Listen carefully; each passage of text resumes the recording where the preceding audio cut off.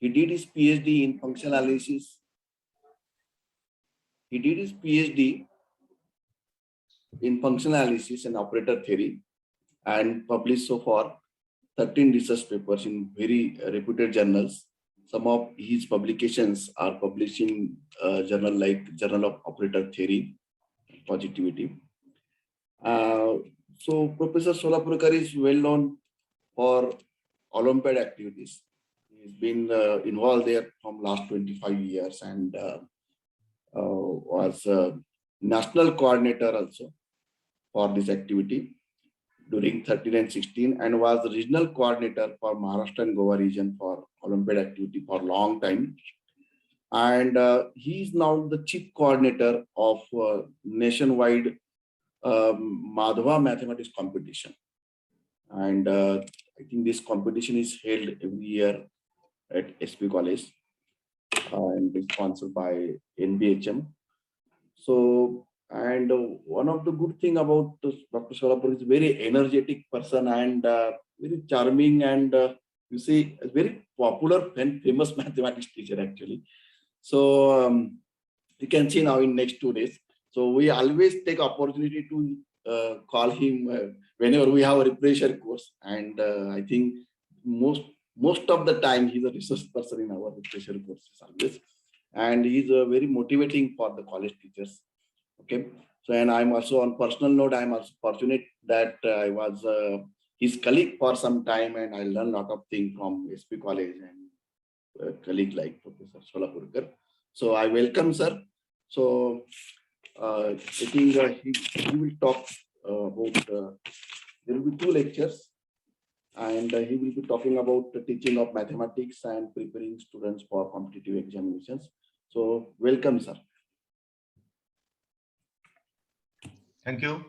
Thank you, Professor Borse, for kind introduction.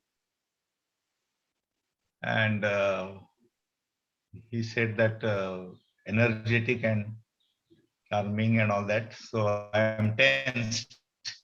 So because I have to fulfill that promise of and show all the energy. When Borse sir was working with me, I was younger. So he saw that energy. Now I'm nearing 60, but I hope that I can fulfill that promise even now. So thank you for inviting me.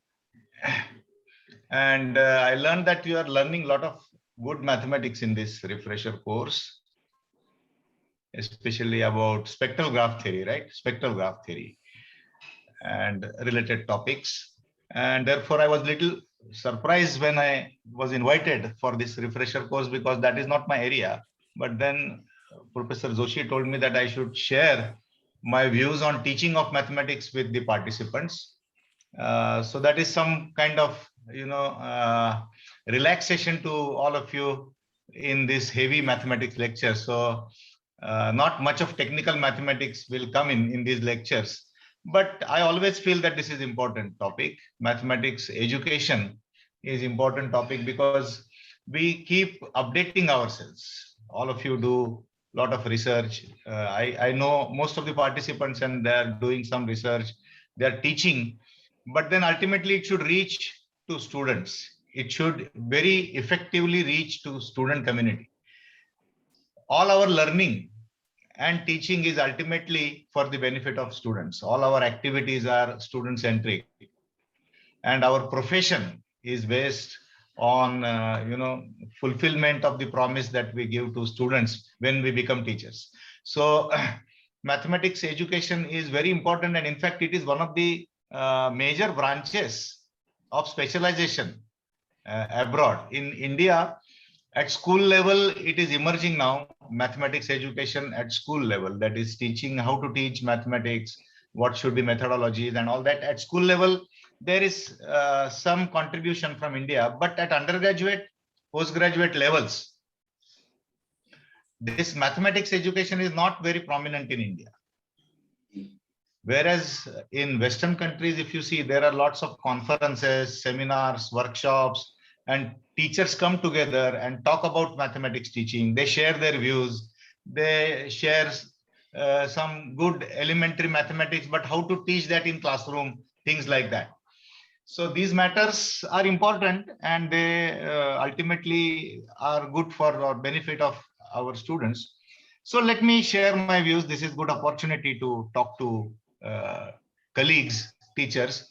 In every refresher course that I talked before, and as Professor Borse told that almost every time or many times I was invited by Savitribai Phule, Pune University Maths Department. On various topics, I talked complex analysis, real analysis, functional analysis. In fact, some refresher course next month, I will be talking on some topic in functional analysis. So this is my department, and they have been inviting me. So in most of the or all of the refresher courses, I'm there as a, and I always tell that talking in the refresher course is not lecturing, because you're also teachers, I am also teacher. So this is discussion kind of thing. So I am not mentor or anything. You are at par. We are all at par. Then only communication can take place. So you are teachers. So first of all, let me tell you that I don't want to teach anything. I want to share my views, and you can comment on it, and you can have your own experiences of teaching, or you can have your own. But I will tell you that have some opinion. You should have some opinion. It could be this way or that way, but you should think on teaching. That is very important. That is the important activity. When you go to classroom, what you should do, what you should not do, okay, and how do you communicate it to students. So first message that I want to give you, that be serious about your teaching activities, which all of you are, but have some opinion also, how in general teaching should be, how effective it should be, how mathematics teaching should be, how blackboard writing should be, what is role of research in teaching. There are so many matters, and I hope that this particular lecture will initiate this thinking process more prominently, I would say, because you are already thinking. So more prominently, all teachers will start thinking about their teaching methodologies. And therefore, this lecture that I will deliver now, I have already talked on this at several refresher courses, seminars on several platforms, and got some feedback where I was also enriched. So I I hope that all of you will also give your feedbacks on mathematics teaching, and I will also learn from this. Okay, so I will share my screen and start my presentation with this introduction. Okay, so let's see. So can you share this? Can you see this Yes, sir. slide? Yes, we can see your presentation now. Okay, fine. Okay, so I will talk on teaching of mathematics. Okay, so first slide is good teaching. Okay, now question mark is because everyone will have different opinion. So therefore that question mark appears there. I mean, there cannot be some definition kind of thing that we give in mathematics that this is definition of good teaching. That simply cannot happen. Therefore, I have put a question mark, and then you can have your own opinions and so on. So my first point is teaching is a performing art. Okay. Now, what is performing art? So if you have seen plays, okay, dramas, one act plays, especially one act plays, only one person goes on stage and performs for about 50 minutes on some theme. If you must have seen such dramas. In simple Marathi, for the benefit of those who know Marathi, but even if you don't know, it's Ekapatri Prayog. Okay, you go there and only one actor goes on the stage and performs. So isn't teaching is also like that? Okay, you are performer in the classroom. And in what sense it is performing art? Because like that actor should have several things, several qualities when he performs only singly. Only one person goes and talks. So he should have good communication skill. He should have good knowledge. His personality or facial expression should be good. See, if you go with a dull mouth and something like that, you are already dull in the classroom. No, your body language should be good. Your gestures, dramatization, sense of humor. So many things are involved in good teaching. Apart from, I'm not touching first of all subject. When you enter classroom, okay, it is like an actor, you should catch attention of the students. So in that sense, it is an art. Okay. See, all of us have faced, I would say, quote unquote word faced or seen our favorite teachers, our good teachers and our bad teachers also. Sometimes we say, no, we don't like this teacher. Okay. Everyone has style and all that. Okay. But we have seen some teachers who just go and then they have no expression on their face, and then they go right. And okay, so overall atmosphere may be very dull. Then there is a hurdle in communication. First of all, your voice, body language, your language skills, whichever language, whatever, Marathi, Hindi, Tamil, English, whatever language. Generally, higher mathematics is communicated in English. So your language skills should be good. You should take efforts to improve that. Then only students' attention will be caught, because they want to listen to what you're talking. Okay. So good language skills, good body language, good facial expression.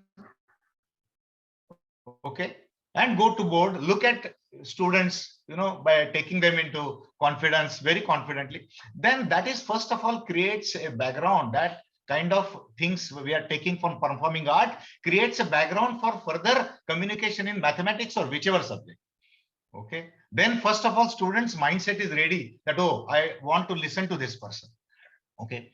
Now this point is little controversial in the sense that when you read it, it looks like some kind of contradictory statement that less teaching is good teaching. Less teaching is good teaching. What do I mean by that?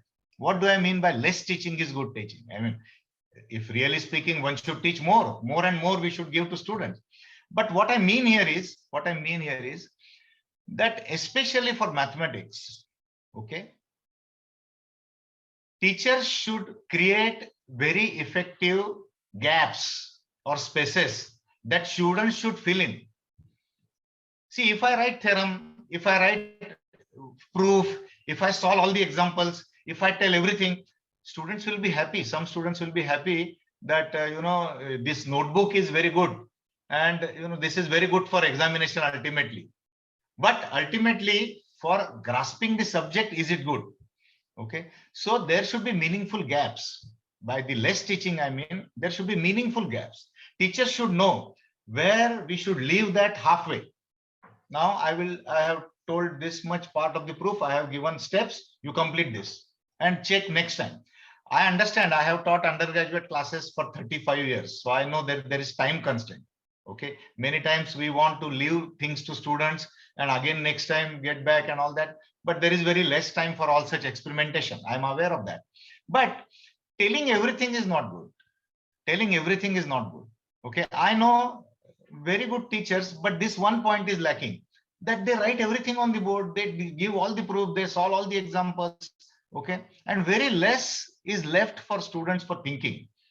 Okay. Mathematics is done only by doing mathematics, solving problems, thinking about the proofs, thinking about the strategies in the proof, thinking about strategies of solving problems in variety of ways. How can students will do this unless they have some gaps or they get opportunity to do that? So students should get enough opportunity to do things on their own. That is the hallmark of good teaching, I suppose. That is my opinion.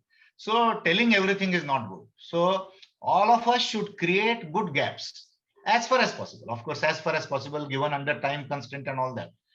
But at least take pauses. If you write theorem, suppose, on the board, don't start writing the proof. Have some pause. Just ask at least, can you think how we will start the proof?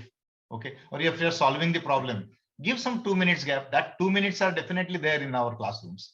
So give that gap. Don't immediately tell. Even definition also, you may try to experiment so that definition will evolve. See, no definition in mathematics in the world, some great mathematician sitting under a tree and writing definition. Every definition has motivation behind it. So if we give that motivation, some students might guess what will be correct definition of that particular concept. I'm going to come to examples where these methods can be actually implemented. Again, third point, you may debate on this, that is preparation for the lecture. I have written, I'm not sure. As I told you, I want to discuss matters with you. Therefore, I don't want to make statements which I will say that these are real, these are final truths. No. Therefore, I have written, I am not sure, and you think about yourself. But my opinion is, great preparation for the lecture will harm the lecture.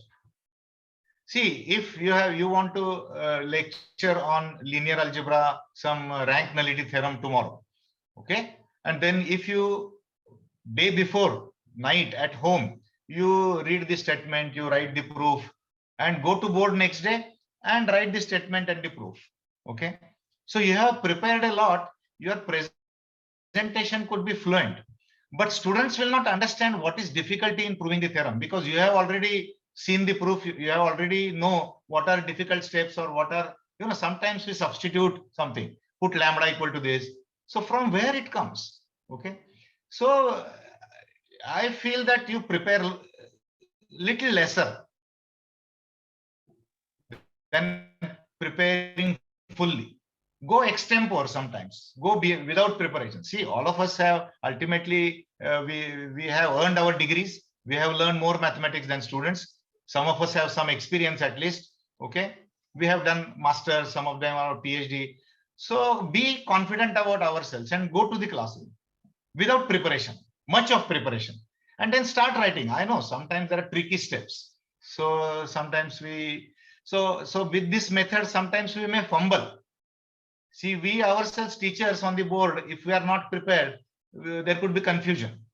Okay, some induction step or some substitution, which is a tricky part, we may fumble there. But then sometimes fumbling is good for students, because then if we think that why this is going wrong and try to correct it, okay, and then students can watch that, oh, this is difficulty. Instead of fluently writing the entire proof, then students take down in the notebook and then don't understand what are actual difficult steps in that proof or problem solving or whatever. So complete preparation, everything what you are going to do next day in the classroom is little harmful. Then you have first of all lost the excitement, because you know that you are going to just go there, write, students will take down, and communication will be good, but then the excitement will be lost. So go extempore, half prepared maybe, and try your own mathematical skills inside the classroom. Sometimes that may go wrong, doesn't matter. See, committing mistakes is not a crime. See, in my classrooms, some of my colleagues or students are here, they know that I tell that please allow me to commit mistakes in the classroom. I am teacher, I am not God. And I should be allowed to commit mistakes. You also commit mistakes, but let's learn how to correct them. Let's learn why this mistake came at this particular point of time. Then that is a big lesson in learning. Then similar such steps will be taken up in the next classes or whatever. Students will understand mathematics. Students will understand how to, find out ways out when you are in trouble in mathematics. Otherwise, it will be a dull subject, because you just take down and they memorize, or they don't understand why this proof is like this particular way. Okay. So my opinion is, lot of preparation is not good. Okay. Take students in confidence and treat them at par only means that many times some teachers, not all of you, you are all here, I mean, you are doing refresher course and all that, so you're interested in the subject. But some teachers think students to be at a very lower level, and teachers, we are very great. That approach in the classroom is sometimes very harmful. So always tell students that we are senior by age. We have earned some mathematics degree, therefore we are little ahead of you. But when I was in FY or SYBSc, I was like you. I was also learning. So you are learning. So you have all the right to commit mistakes. So be comfortable in the classroom. So that is taking students in classroom. Rather than asking right on the first lecture that you are SYBSc, FYBSc, this chapter, how do you don't know? Because now you are in SY or TY. You should know this, you should know that. See, our education system, something that is done in 8th standard, one is not comfortable in 9th standard. If you have done something in FY, it doesn't mean that you can do that in SY. one has to again repeat. Okay, one has to again revise, and by revision, repetition only, ultimately few things are fixed in our brains. So it's not the case that you have done something GCD, LCM in school, still you don't know in college. No, one needs to revise. So allow students to revise what they have done earlier. Allow students to commit mistakes, whatever. Tell them that you're good and you can do it. Okay. See, I remember one story that one teacher did an experiment that he made two batches of a class, 30 students, 15 students in one room, 15 other in the other room. And he went to first room and wrote a problem and told that this is very, very difficult problem. I will give you 1 hour, but I don't think you will be able to solve this problem in 1 hour. If you can only little bit progress, that is also good, but this is very tough. Then he went to other classroom, wrote the same problem and told student, this is simple problem. Though I give you 1 hour, you should be able to do it in 15 minutes. This is very simple. All of you will be able to do it. And then after 1 hour, what is outcome? What is outcome? Outcome was where it was told that it is simple, students really felt that it is simple. And the classroom where it was told that it was difficult, the mindset created was it is difficult problem. So there is a block in thinking process. So always tell students that things are easy. Mathematics not a magic. Everyone can do it. I was of your age. I also knew the same amount of mathematics. So let us jointly see how best we can do. That is taking students in confidence and treating them at par. Then active participation of students mean many times we experience that students don't talk in the classroom. Many of us have this experience that they don't talk in the classroom. Okay. Can I just make a comment on something? I'm Hemant Bhate. Just comment on something. Hemant Bhate, please go ahead. Hemant Bhate, please. Lessor V and Mercer V, LCM and GCD business. There was once a time, I have said this in every single class, I've said this, so a lot of you have heard this story before, but some of you have not. It just so happened that I was teaching a course on, I don't know what it was, commutative algebra or rings and modules or something like that, whatever it was. And for the second year of MSc in the 4th semester, okay? And my son was in 7th standard or 6th standard at that time. And it just so happened that at the same time when I was talking about, LCD and GCM and whatever, in my MSc 4th semester class, in that same week, my son was doing Lessor V, Mercer V in the 7th standard. Okay. So what was being taught in the 7th standard was also being taught in the 4th semester of MSc by me. Okay. Yes. And the funny part of it was that my MSc 4th semester students were just as confused about the topic as my 7th standard student, 7th standard son. Okay. So it was the same thing. I was doing exactly the same thing in the MSc class that MSc 4th semester class that was going on in the 7th standard. Okay.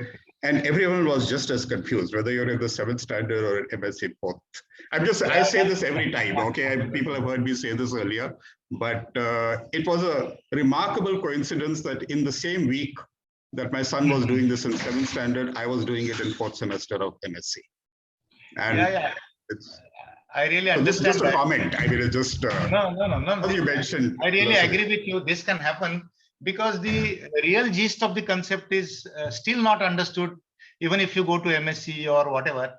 And it's okay. I mean, one should again repeat. That's my opinion. I mean, there is no way out. I mean, we have to go ahead with the situation and again repeat or whatever best could be done under circumstances. So many. So in the same way, I'm waiting for repetition is good. Yes. Of course, repetition is good, and repetition will reinforce the concepts. And one has to repeat because it's not true that you have cleared something first year BSc so that you know everything up to first year. That's not true. I mean, you have to again repeat even school mathematics, whatever, because mathematical language is not our day-to-day language outside our classrooms and in the outside world.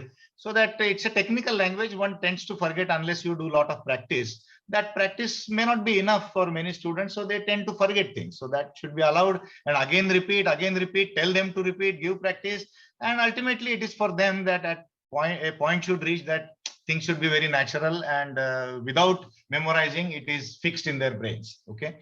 So about the active participation of students, this is normally all of us observe that students don't talk in the classrooms. It is actually a monologue. It's a one-sided flow that only teachers talk. Many times we ask questions and still they don't talk. There is silence in the classroom. All of us have observed all these situations in the classroom. Once I told students about Socrates. So many of you must have also heard about Socrates. Socrates was a Greek philosopher, guru, and his methodology was dialogue method. That means he used to go and sit. His disciples will come and sit also, and there will be silence. Socrates will not speak unless some disciple will raise hand and ask question. Some students ask question, then Socrates will start talking, and then he will answer the question, and flow of knowledge will start. So only students have, some kind of query, inquiry, okay, some kind of, they want knowledge, then only teachers should give. That was Socratic method in short.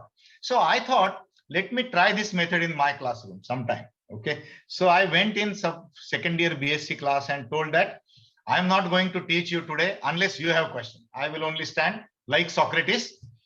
Okay. I know I'm not Socrates. I know those students are also not, but I thought, let me try this method. Then there was silence. There was complete silence in the classroom. So I thought, no, then I will go now. If you have no questions, I will go. The class is over. Lecture is over. Then they were very happy. In fact, that sometimes the students ask, when will you leave, sir? I told that lecture is then off or it is over. I don't want to teach. So some students were happy. Quote, I'm joking, but this is a standard problem that they don't speak. So later on, I thought that we should create simpler situations so that they will have participation.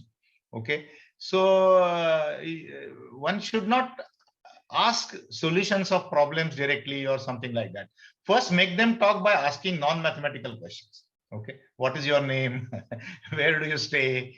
Okay. Then have you heard something like this? Start with some very simple matters.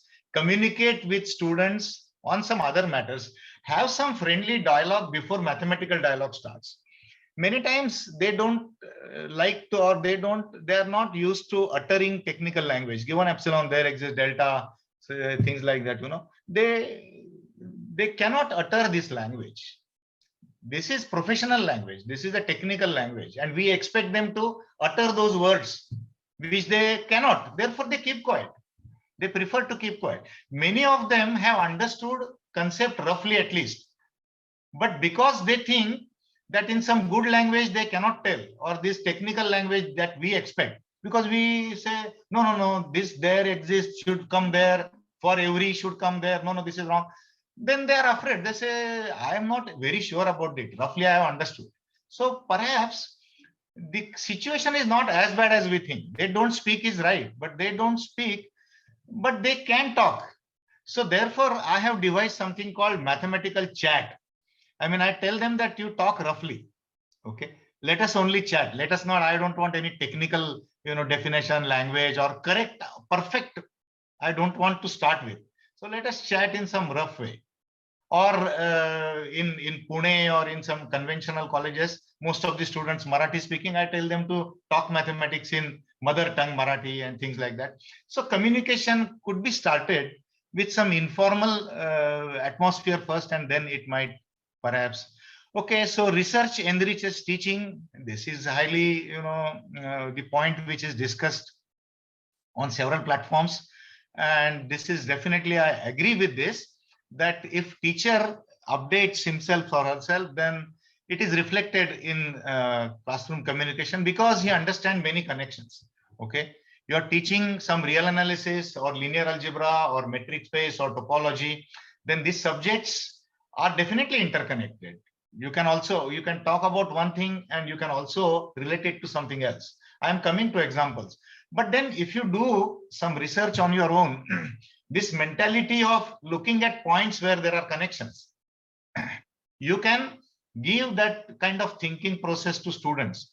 Therefore, those teachers who engage themselves in research perhaps tend to become better teachers. Of course, I have seen teachers from research institutes who are not good teachers. Okay, that is also true. So all the other facets of teaching have to be there. I mean, only research will not enrich teaching. You should be a good communicator.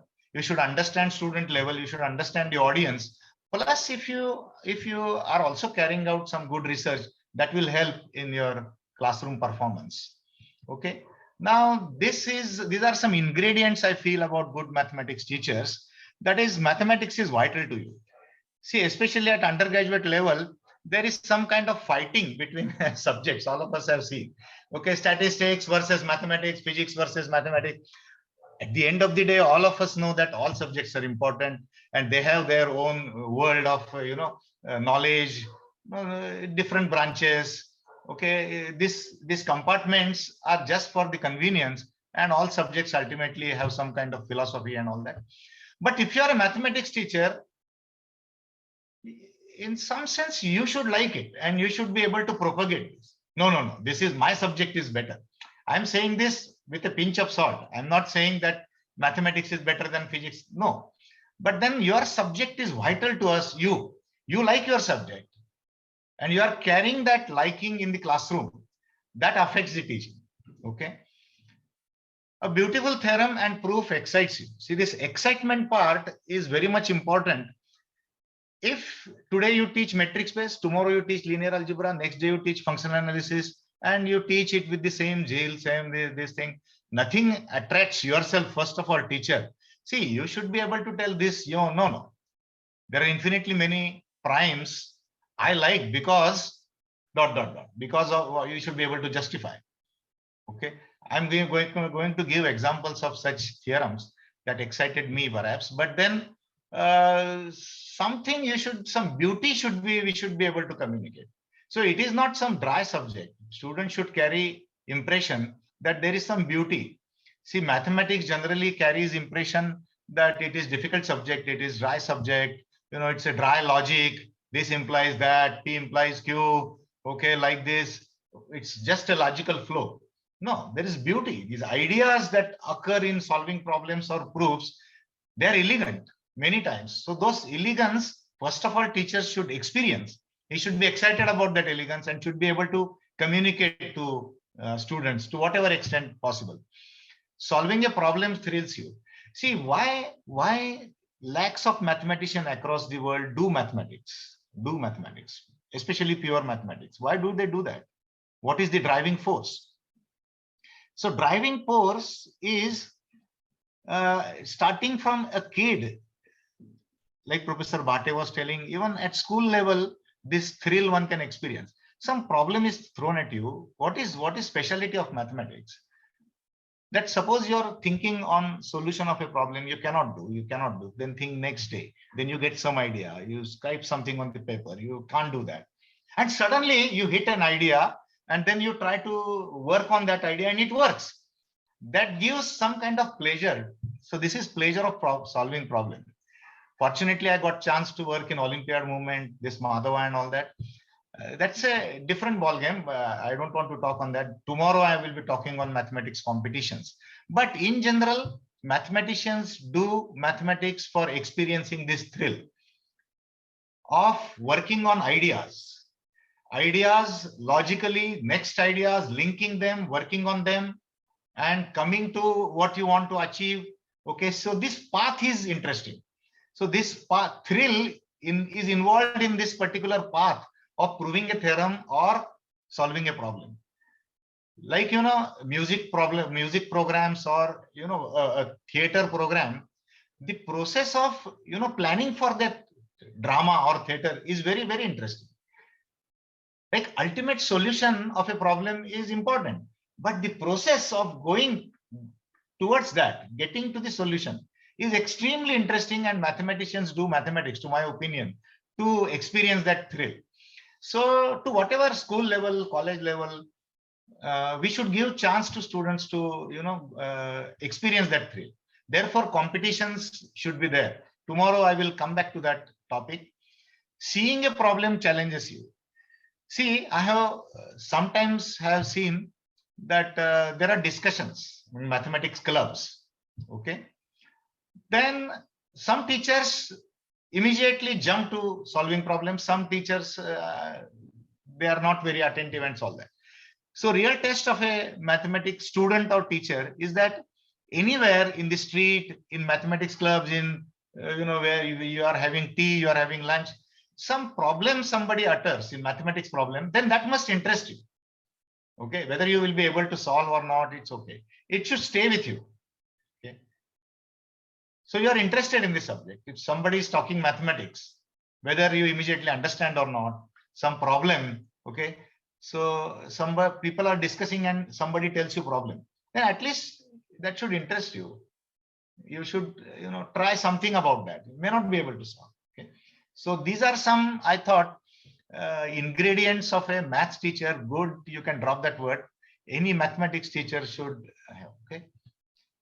These are examples that I wanted to give. Sharing the excitement. This is generally thought of as you must have seen books also. The God's theorems or something like that, book by God. I don't remember exact title, but there are books where great mathematician thought that these are beautiful theorems or these are nice theorems. Okay, so this is one of the interesting statements proved by Euclid long back, 2,300 years back, maybe. And there are infinitely many primes, and all of you know the proof. And proof assumes that suppose there are finitely many, and strikingly by contradiction, you immediately come up with contradiction and come to know that no, that cannot be true, and there are infinitely many primes. So the proof is very striking. It immediately catches your attention. Fundamental theorem of calculus. See, calculus is one area in undergraduate mathematics where students initially are not comfortable. In 11th, 12th standards, they learn how to differentiate and integrate by just knowing formulae. Okay, find derivative, this, that, and they never know the interconnection. So these particular theorems, I must say, there are two statements, as all of you know: first integrate and then differentiate, or first differentiate and then integrate. Okay, then you should be able to communicate delicacies of fundamental theorem and importance of these statements which related to basic ingredients of calculus. They have been doing integration as well as differentiation, but something that connects these two, one should be able to create some kind of atmosphere about such great theorems. Similarly, fundamental theorem of algebra and fundamental theorem of arithmetic and some great theorems, one should be able to very forcefully tell students that these are backbones of whatever undergraduate mathematics that you are learning. One can go a step ahead and tell that there is a fundamental theorem of calculus for Lebesgue integration that is coming up if you learn more mathematics.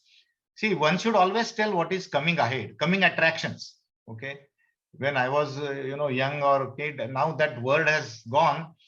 The advertisement of movies were like this: coming attraction, that this movie is going to come now, so you wait for that movie. Okay, so like that you can tell that there is fundamental theorem for Lebesgue integration, where you will learn the stronger version of continuity, like you will learn absolute continuity, and that will really answer where you can have full force of fundamental theorem, that is which functions can appear as primitives of almost continuous functions.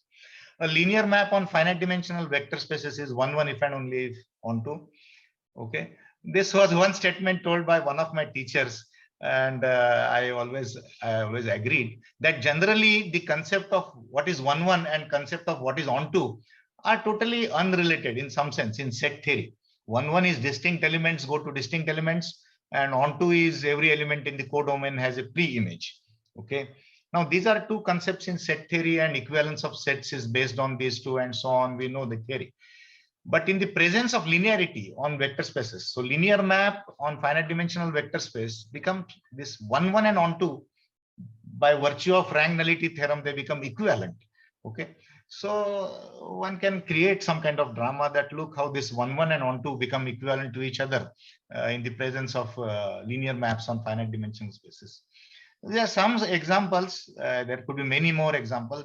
Special status of 2 norm. Okay, so students have been learning about Pythagoras theorem from their school days. And when they come to the graduation or post-graduate classes, they learn LP norms. Okay, suddenly various distances. Okay, when they learn metric spaces or LP spaces. Now, then suddenly that is also bona fide distance like Euclidean distance that we have been learning from school days. So what is great about, first of all, squaring and then again taking square root. Okay, a1 minus b1 bracket square plus a2 minus b2 bracket square and take square root. So what is point in taking squares and square root? Okay, then you learn there is actually you can do taking cubes and cube roots also, taking just power 1, L1 norm, L2 norm, L3 norm, LP norm you can have. So you don't lose anything much as far as only measuring distance is concerned. Others are also bona fide distances. But then there is some special status. Okay, this Pythagoras law will not hold in other distances, and it will come from some kind of geometry, that the 2 norm will come from some kind of inner product. So what is special status? So there are occasions when you can create some kind of this thing. Inverse function theorem, you can always compare one variable versus several variable here. Okay, the continuity of the inverse is kind of free in one variable. Multivariable, certainly it's a difficult theorem when inverse will be continuous. Differentiability, at least locally you can talk about the differentiability of the inverse. See, here I am not in some sense allowed to talk much of technical mathematics and talk more about teaching. But then one gets opportunities when you teach multivariable calculus to compare it with one variable and what happens there. Okay. Okay, so let me check how far I can go. So thinking with students. So this point, let me talk about thinking with students. All of you have heard about Lebesgue. See, Lebesgue was definitely known. Lebesgue is known for his integration theory. All of you have heard about Lebesgue integration, which is kind of a revision of the Riemann's theory, which allows you to have more integrable functions and things like that. Totally nice, beautiful idea of this Lebesgue measure. But Lebesgue later on turned to field of maths education. Okay, he has written books and articles on mathematics education, latter part of his career, and he's one of his famous statements that best way to teach mathematics to students is to think in front of them. Something that I was talking a few minutes back, that less preparation could be sometimes useful. So Lebesgue says that thinking in front of students, that is his words. So you are solving some problem on the board with students. They are solving, you are solving. You don't know the solution. That is best way, which we may not adopt, which may not be able to adopt many times due to lack of time. But that is best way. That is, you don't know solution, they don't know solution. You stand on the board, they are solving, you are solving. Okay. Then because you are experienced, you are more learned, you may hit some idea. Okay. So think with them. Then you share your idea. Sometimes then you may commit mistake. Do that mistake on the board. Erase that. See, I have in my whatever teaching career and whatever research experience and attending conferences, seminar, hearing several great mathematicians, 2 types of speeches I have heard. One, very polished lectures. Okay. So a speaker knows 1 hour lecture starting at 12 o'clock, then 12:58, what he will write, he knows already. Then some space is kept blank. Okay. And teacher will come and write in that space at 12:58. And then you are amazed. You are so impressed about, what kind of polished lecture is this? He knows complete minute to minute lecture. Speaker knows. Language is good. I have seen such speakers. And I have seen the other extreme, that the teacher is totally unprepared. He comes to the board and start writing. Very, very high level teachers or mathematicians I'm talking about, I heard. And they create dramas, they create lots of jugglery, mistakes, correct them, do again, totally unpolished lectures. Two extremes. I like this extreme, unpolished matter. Okay. I like this because one learns, one is thinking with the teacher. The teacher is also thinking. You understand that he's thinking with you. Okay. Then he says, no, I did this mistake. Sorry. I will erase all this. Then erase the entire board. So the amount of mathematics communicated could be less, but whatever is told is completely grasped because you are with the teacher.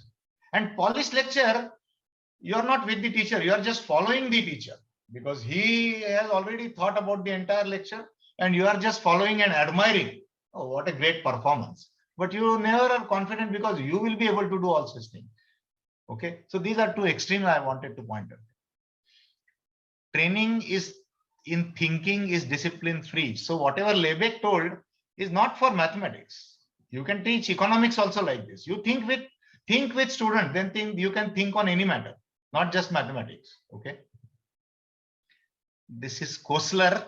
The very act of creation often involves bringing together of previously unrelated ideas. Okay. So previously something is not related. And if you try to relate, so that's what I was talking about. There's some carrying out research. There are different points and it will take more time if I get into those details like interdisciplinarity. So if mathematics teacher knows a bit of statistics, physics, which are subjects on the periphery, and mathematics has derived a lot from these subjects and mathematics has given also. So there is a two-way flow between many subjects and mathematics.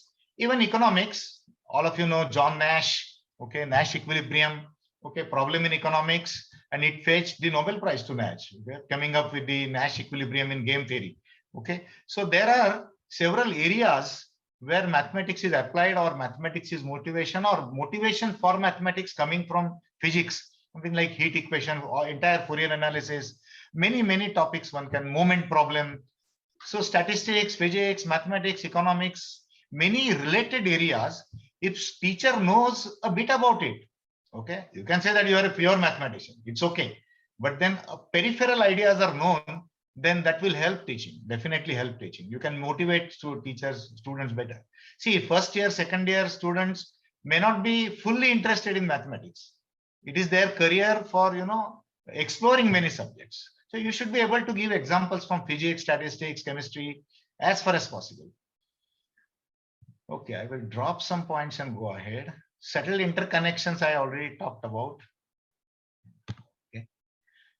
This is another point, that creating drama in the classroom.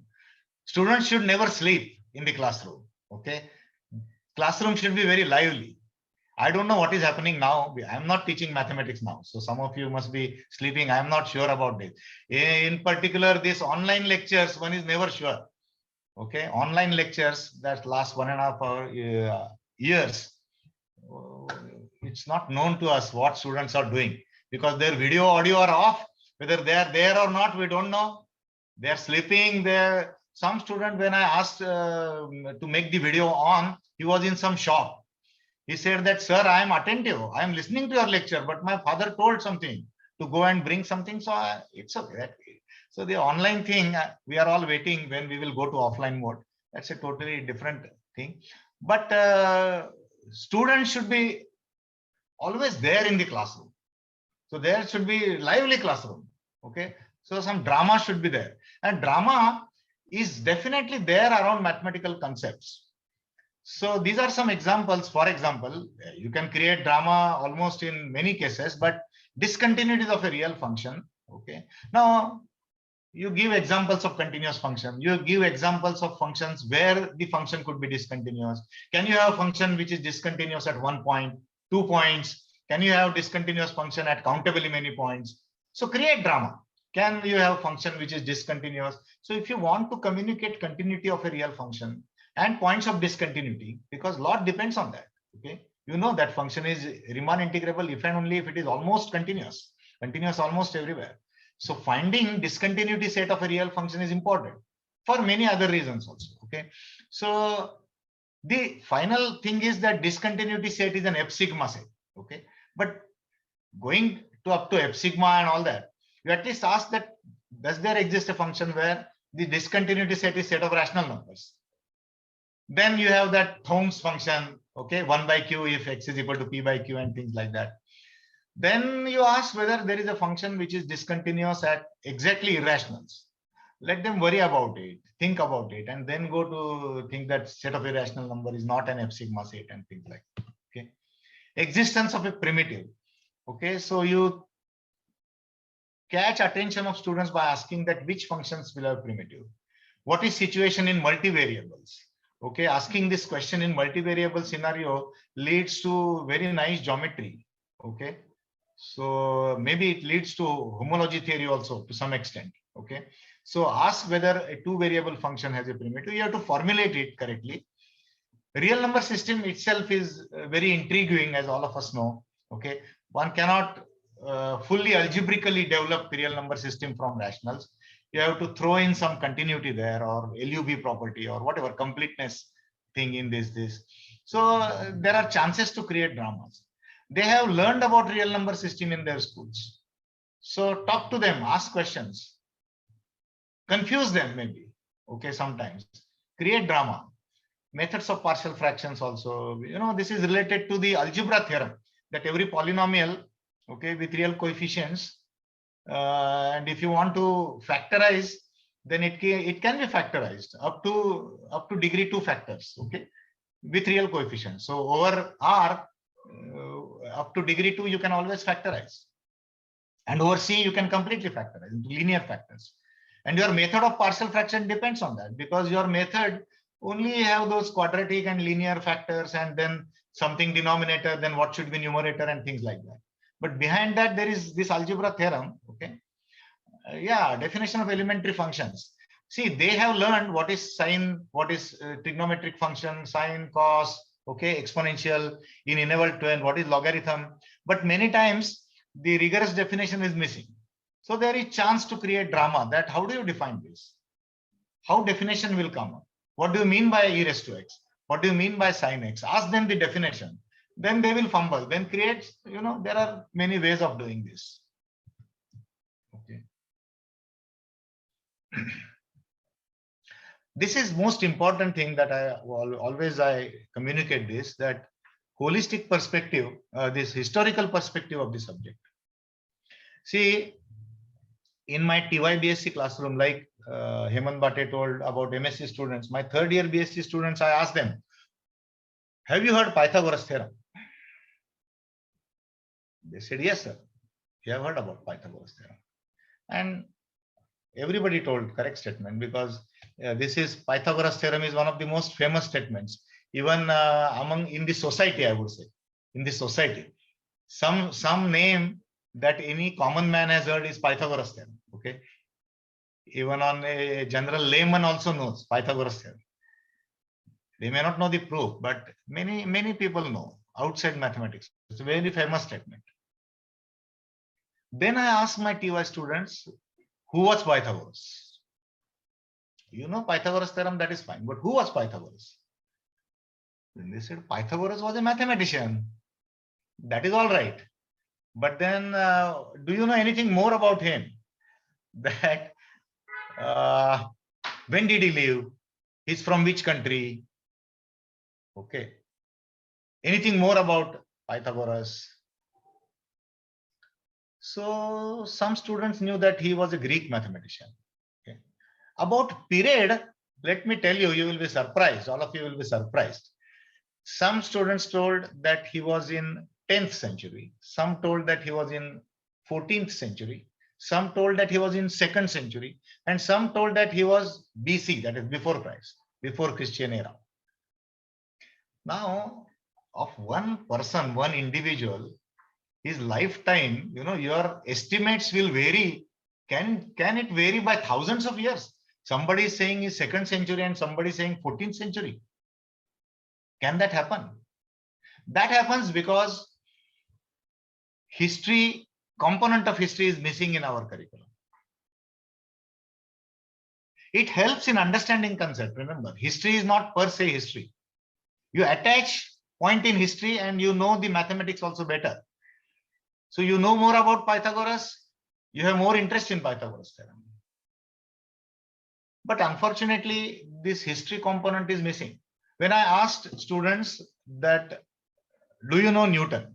First of all, you ask very funny questions and everybody knows Newton. So they say, yes, we know Newton. What Newton has done? Then 90% of the students tell Newton's laws of motion. Okay. Some of them tell those laws correctly, some that is immaterial from historic. So is Newton a great mathematician only because he has these three laws of dynamics of moving objects? Newton's first law, second law, third. Has Newton done anything else other than Newton's laws of motion? Many students fail to answer. What is Newton's contribution in mathematics? A little difficult, more difficult question. Pure mathematics maybe. Little more difficult question. So you try to ask about historical questions in the classroom. Then students don't know, and that's not their fault because history is missing in our curriculum. History is missing. Unfortunately, history is missing. So I'm not sure whether there should be a separate paper on history of mathematics. Some universities have in India and definitely abroad. This is a well studied branch, history of mathematics. People specialize in history of mathematics. There are Indian mathematicians also who, apart from their regular mathematics, pure mathematics or whatever, they have taken interest in history of mathematics. And all teachers should take some interest in history of mathematics. They should be able to communicate who was Lagrange, who was Cauchy, which country they belong to, who succeeds whom, on whose contribution others mathematicians capitalized and things like that. Okay, who were major contributors in algebra, who were major contributors in analysis, complex analysis, who were founders, things like that. Some historical perspective has to be there. Some stories teachers should know about Fermat, okay, about Gauss. There are many interesting stories because all mathematicians were human beings. They had their whims. They had their own way of dealing with situations in life, situations in mathematics, dealing with their students. Okay, so some stories are there. Some stories about this. So why not tell these stories? Teacher should be a good storyteller. Students will definitely get attracted. Why not? So tell mathematical stories, but then you should be very well read. You should read history. And there are very, very nice books on history of mathematics. Very great mathematicians have written on history of mathematics. So I recommend teachers to go through history of mathematics books, try to gather more and more information about mathematicians and communicate to students, communicate their stories, communicate to their communicate their mathematics, tell about the periods as far as possible and things like that. Knowledge of place of discipline in the organization of knowledge. This is a vast point and little philosophical. So with the lack of time, I will not get into details. That, see, Aristotle at some point of time has written hierarchy of knowledge. So where a particular discipline fits into the hierarchy of knowledge. Philosophy stands very above, at the top in the hierarchy of knowledge. Okay, ultimately things become philosophical. You are asking about your existence and things like that. So philosophy is very high. And utility disciplines are at the lower. You will be surprised. So engineering, Aristotle's opinion, not my opinion. Okay, engineering, architecture is at the bottom, towards the bottom. Music is higher, mathematics is higher. Okay, so some hierarchy is already there for a long time, and great Aristotle has written about it. Okay, vocabulary of other disciplines, I talked about it a few minutes back, that you should be able to talk about physics vocabulary. Okay, so energy, momentum, velocity. Okay, so many other statistics problem, moment of inertia, moments. Okay, standard deviation. Now I just gave some elementary example. Knowledge of the problems in the domains of intersection. Okay, so some Fourier series problems or some problems like central limit theorems. So mathematical major theory, some problems which you can interpret in terms of probability. So domains of intersections have to be studied carefully. Then this projects is also a vast subject.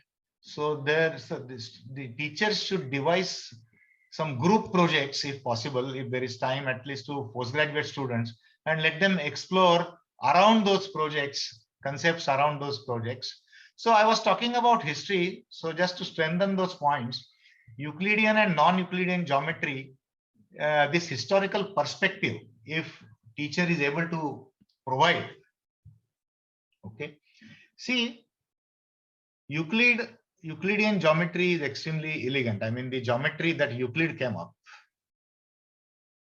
around 300 years BC, before Christ. Euclid was also in that a great mathematician from that Greek period. Okay, Socrates, Plato, Pythagoras, Euclid, Aristotle, Archimedes. So this roughly 700 years great period, which is called Greek period. Roughly 600 years BC to 200 years after Christ. And in that Greek period, several original scientific evolutions came up, discoveries came up. And one of the very monumental, one of the great contributions in pure mathematics was geometry as written by Euclid. Okay. What is great about it? What is great about it? So great about that is axiomatic method. Axiomatic method was devised by Euclid. So Euclid tried to formulate the entire plane geometry by writing, and then he proposed that all other true statements, whatever it means, all other true statements can be derived from these actions. And he did that. He did that project. And then these books, his books, titles are Elements. 13 volumes are there of Elements written by Euclid. One of the most fascinating, beautiful books ever written. Now they are available in English in printed form. You will not believe that when printing came into existence around in 15th century, in the Renaissance period, when printing came into existence, immediately few books got printed, which were existed in handwritten form, got printed. When printing was devised, human beings first thought about printing. The first best sold book was Bible in Europe in the Renaissance period. And you will not believe that second most sold out book was Elements by Euclid. Because people thought that if you understand whatever is written about geometry, perhaps you will understand this world better. So they are fascinating books. If you have heard the name of great philosopher mathematician Bertrand Russell, British philosopher mathematician, then Russell said that when I was 13 years old, I started reading Euclid, and it was one of the most fascinating experience of my life. As fascinating as first love, as fascinating as first love. That is Russell's word. So this is a beautiful piece of work, Euclidean geometry. But the drama starts with the fifth postulate. As many of you know, that given a line and a point outside that line, there is a unique line passing through the point and parallel to the given line. That is called parallel postulate. Parallel postulate of Euclid, I will repeat again. Given a line and a point outside it, there is a unique line passing through that point and parallel to the given line. So that is an axiom. And Euclid did not use this axiom till first whatever 27, 28 theorems of his book. So later generation mathematician doubted that whether this is an axiom or this itself is a proof, and therefore Euclid is avoided. And this drama continued, whether the fifth postulate is postulate or a theorem. Can fifth postulate be proved from the first four? That drama continued for more than 1700 years, more than about 2000 years.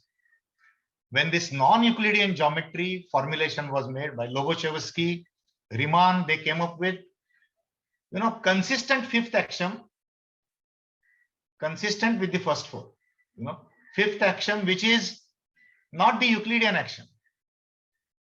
Given a line and a point outside it, there is no line passing through it. And you get a model for it. You get a consistent geometry. So there exists a non-Euclidean geometry. And it was also proved that actually Euclid's fifth postulate is a postulate and not a theorem. Okay. So there is great fascinating mathematics came up in those. Even some great mathematician like Gauss also tried on these problems. Several mathematicians thought about this, and a lot of interesting mathematics developed. And even after non-Euclidean geometry, a lot of interesting geometry in this particular non-Euclidean domain came out. Similarly, integration theory is also very old, so one can give a lot of historical perspective to integration theory. Even Greek mathematician knew how to find area of circle, so some idea of integration was there. And the sophistication came in modern times when you have, Riemann's integration, then came up, that was further revised as Lebesgue integration, and some other Daniel's integrals and so on. So revisions of integration theory is good historical matter to be discussed in the group. Similarly, group theory and Abel's theorem, a lot of history that polynomial of degree 5 or bigger cannot be solved by radicals. That means you cannot write the formulae for the roots by using your rules of addition, subtraction, and extraction of roots.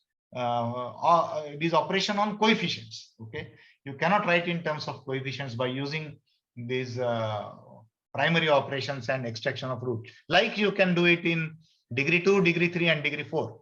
So this theorem and the group theory that developed around it, Galois theory that developed around it, it's an interesting historical areas.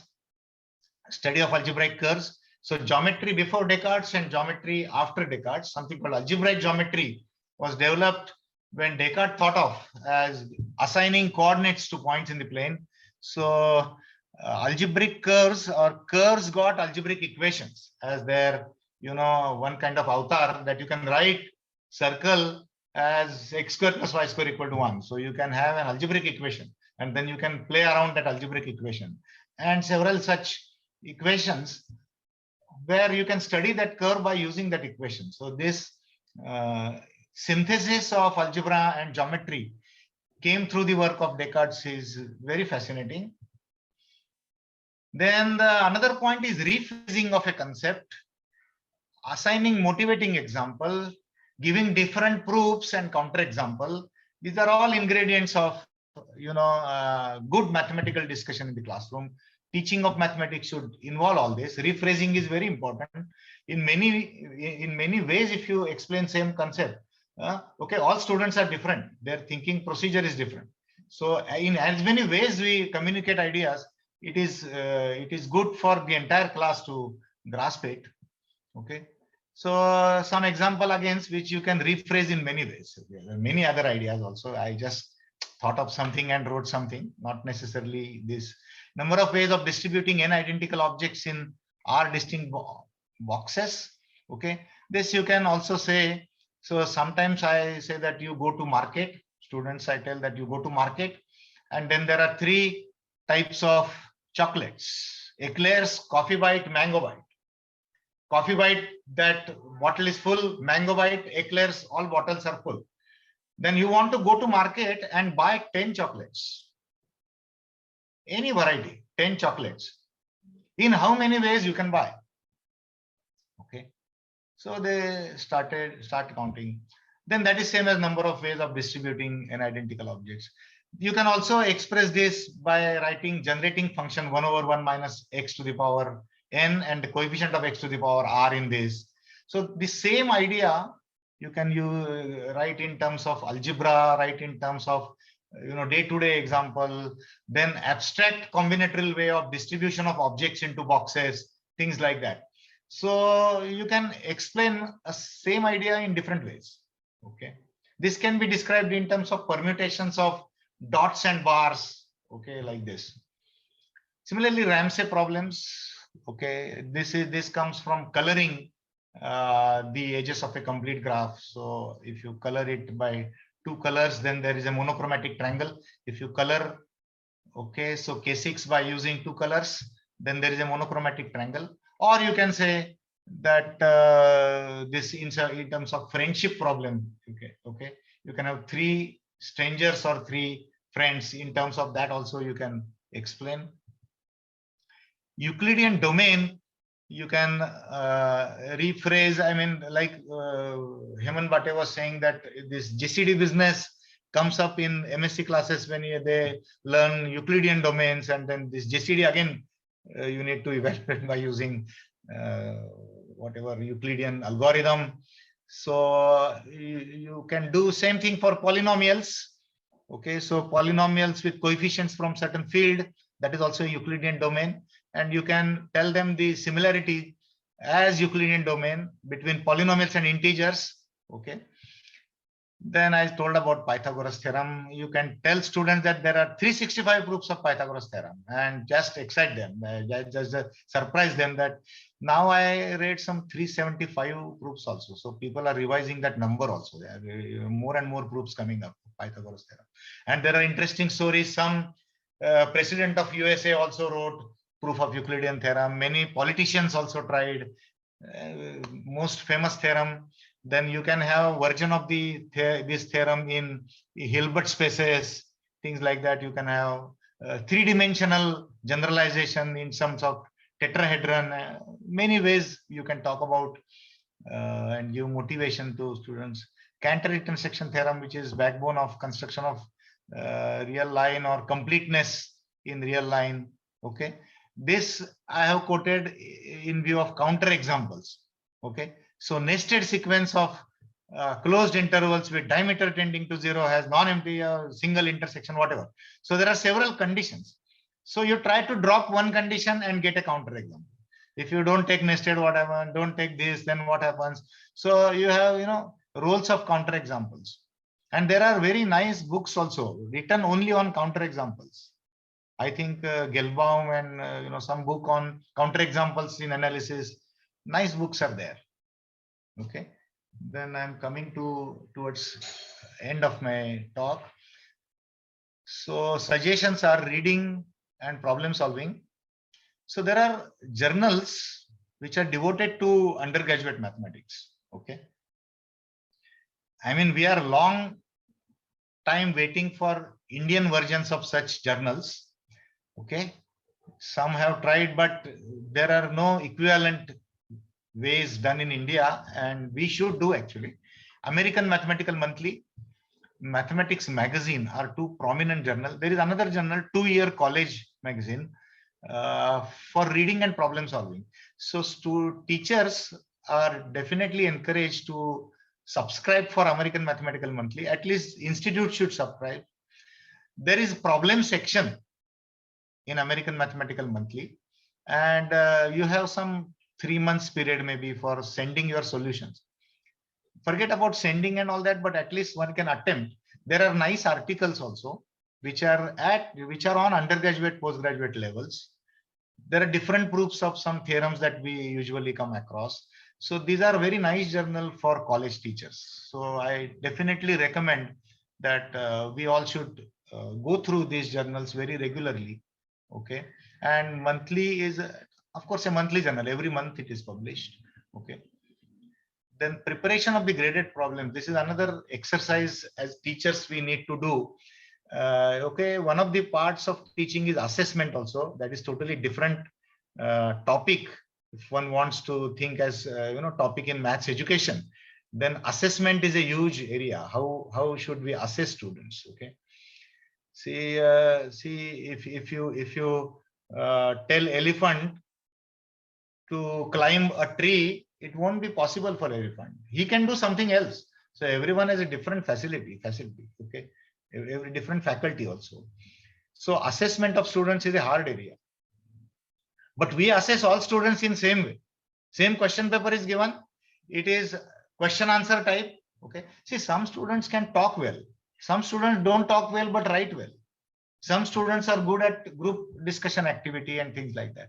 So actually our assessment is not very satisfactory because it is a kind of monotonous assessment. But the student community, they have different skills. They are not really assessed properly. Anyway, we should prepare graded problems. Okay, this is towards assessment, but assessment is a different topic, so I'm not talking on that today. So graded problem means when we teach a course, we should have very, very simple problems, then slightly difficult problems, then difficult problems, then very, very tough problems, and some literally unsolvable problems. Okay, I'm not saying unsolved problems. Okay, I'm not talking about unsolved problems, but very tough problems. See, there are historical episodes where some, I think it's about Milner, if I'm not wrong. So some teacher unknowingly gave in exercise sheet some unsolved problems, and this very bright chap called Milner went on to become great mathematician, Fields medalist, and but he thought that this is exercise given, and he tried a lot and solved the problem, solved the unsolved problem ultimately. So I'm not talking like that. I'm saying that at least there should be some gradation in the problem so that we understand how far students have understood. Construction of models and charts. This concept of mathematics laboratory that is coming up very heavily nowadays, and it's worth it. As many as models, paper sheet models, wooden models, okay, ropes, so many things that we are able to take into classrooms and show to students and explain that concept. It is always better. Active research, upgrading the knowledge. I talked about it, that teachers upgrade themselves. It definitely helps. So I recommend all of you to do. See, research, I don't mean. See, there is another kind of research also that is typically undergraduate research. This concept is definitely there in Western countries, and we should be able to follow that. That means you take up some theorem, suppose Bayer category theorem. Then can you think of some other proof? Can you think of some other way of proving it? See, you will see lots of such theorems and proofs in these monthly magazines, books also. Okay, so complex analysis proofs of real theorems. There is a book like this. So known theorems, so it's not new research. The theorem is already known 200 years back, whatever. But you are devising a new theorem. You know proof of this. That is also research.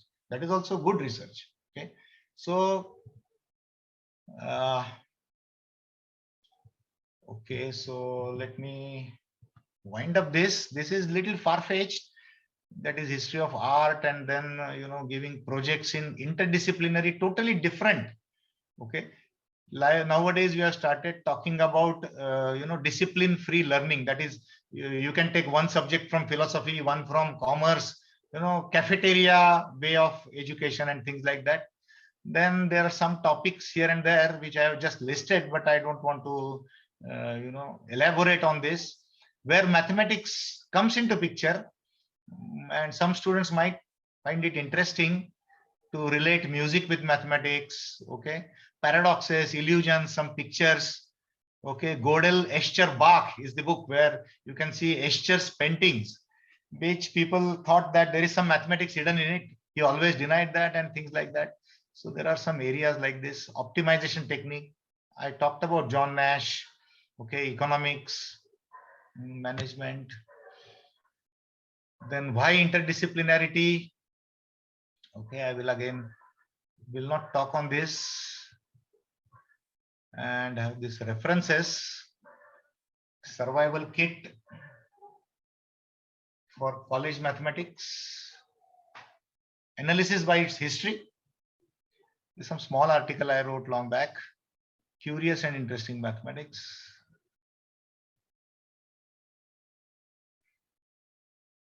Seventh book is very nice. Two Cultures.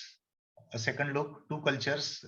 C.P. Snow, very famous Indian writer, British writer, and he talks about two cultures. That is two languages. So suppose you think of person from engineering and person from mathematics. Then do they come from two cultures, or can they communicate? Similar kind of questions he has asked. So in our cultures, we are divided in some sense. Okay.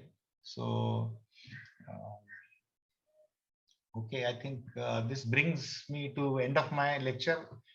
I have still 5 minutes, and this 5 minutes I leave for you if you want to ask any questions or if you want to comment, because there's nothing much for questions, I suppose. But I expect or hope that you will comment on what I talked. If you have any comments, please feel free to communicate.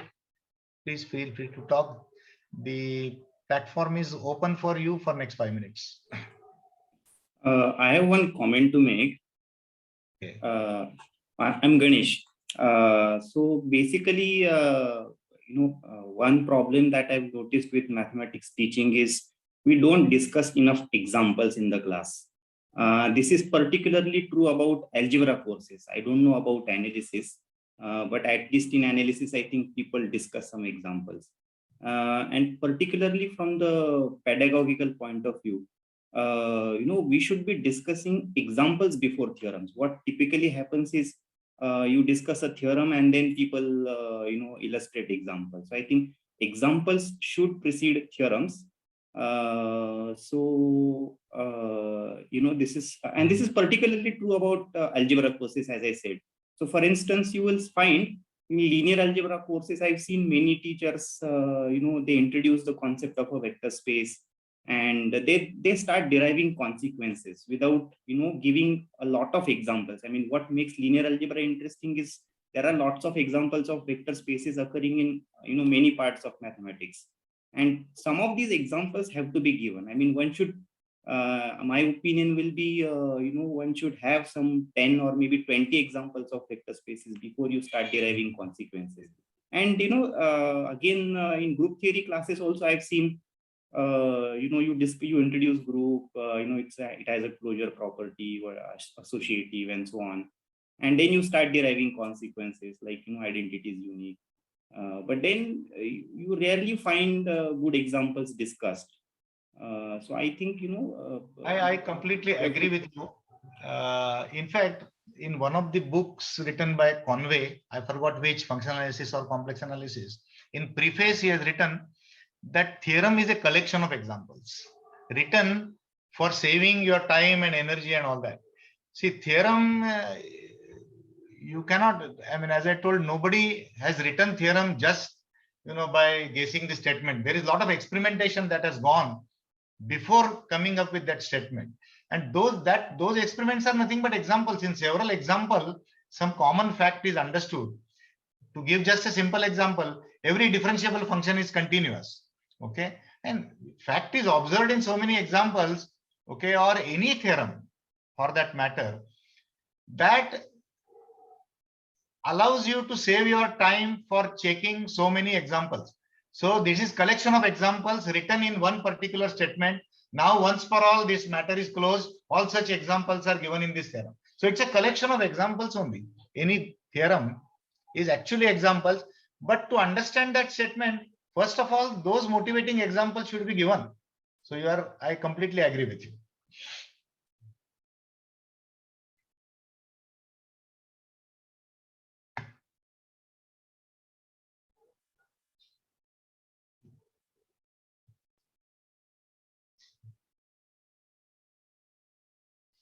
Anything else? Tomorrow, I will talk on role of mathematics competitions. So that is another area in mathematics education. In fact, in every international congress on maths education, there is a study group on competitions.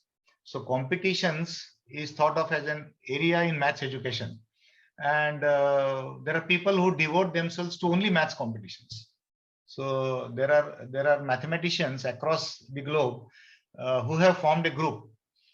And in 2016, I think, I went for International Congress of Maths Education and participated in that mathematics competition competition working group kind of section in that conference, because I was representing Madhava competition and also mathematics Olympiad.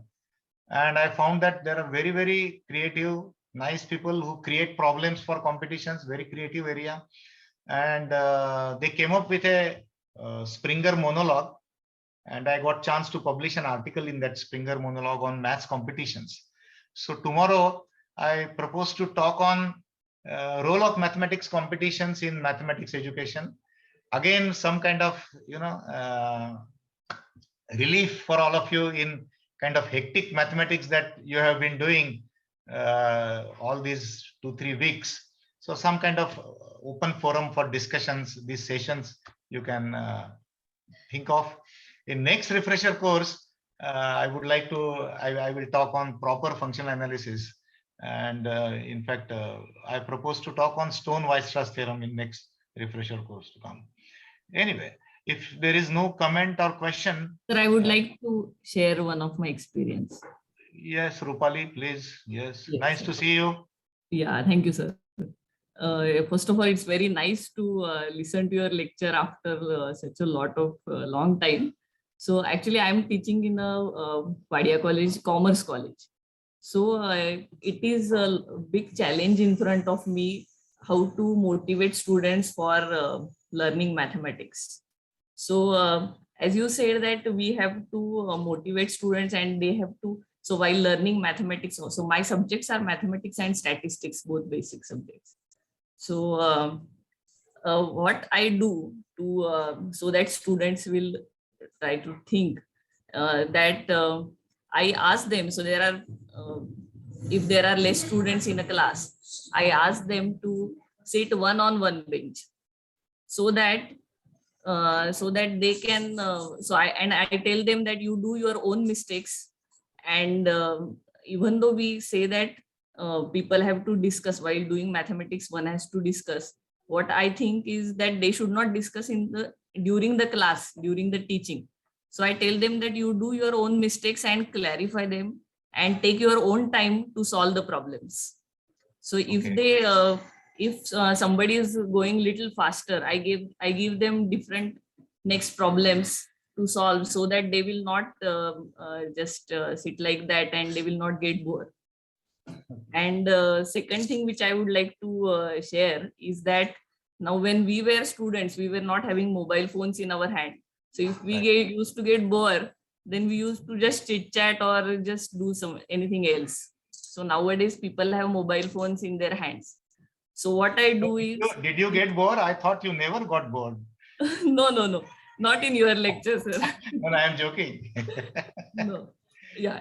Otherwise, yes.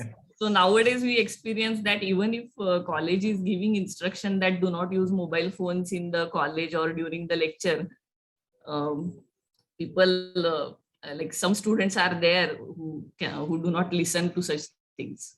So what I do is, if I ask them something and if they do not answer, I tell them to search on their mobile phones. So instead of they keeping their mobile phones in the bag or just keeping below the bench and then WhatsApp message or something chit chat, I ask them to use their mobile phones.